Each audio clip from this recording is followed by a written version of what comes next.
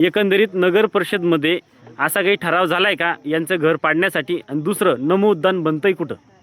साहेब, असा कोणताही ठराव झालेला नाही की यांचे घर पाडावं म्हणून.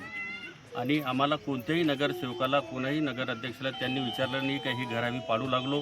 तिथं पोलीस आली होती, आम्हाला माहीत नाही का पोलीस आली कशासाठी आली. आम्ही यांचा फोन आला मला, मी म्हटलं बाय हे म्हणे पोलीस आली तिथं. म्हटलं कसं काय?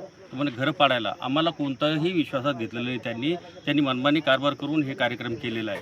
आणि राहिला गार्डनचा, नमो गार्डन हा माडा कॉलनीमध्ये 1 कोटी रुपयाचा नमो गार्डन झालेलं आहे. त्याचं टेंडर झालेलं आहे आणि ते टेंडर झाल्यानंतर उद्घाटन बी साहेबाच्या हस्ते तिथं होणार आहे.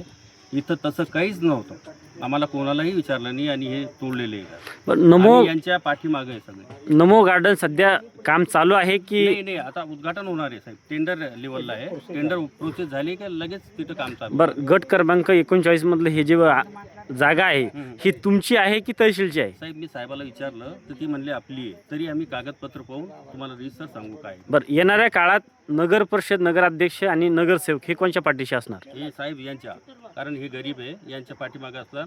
आणि आम्ही जे घरकुलाची 3 एकर जागा आहे तिकडं, ती घरकुलाची एजन्सी मागवलेली आहे. जेव्हा ती घरकुल ज्यांना जागा नाही आहे गावात, त्यांना ती जागा आम्ही देणार आहे, घर बांधून देणार आहे. त्यांच्यात यांचं पहिले प्रथम त्यांचं हे राहील, नंतर दुसऱ्याचं राहील. सीओच्या विरोधात भूमिका काय तुमची? शिव साहेब आम्हाला सांगितलंच नाही तर विरोधातच आहे ना आम्ही. शिवनं आम्हाला काही सांगितलं. हक्कभंग आणणार? हक्कभंग आता सगळी पार्टी नगराध्यक्ष आम्ही विचार करतील आणि त्या हिशोबाने. ओके.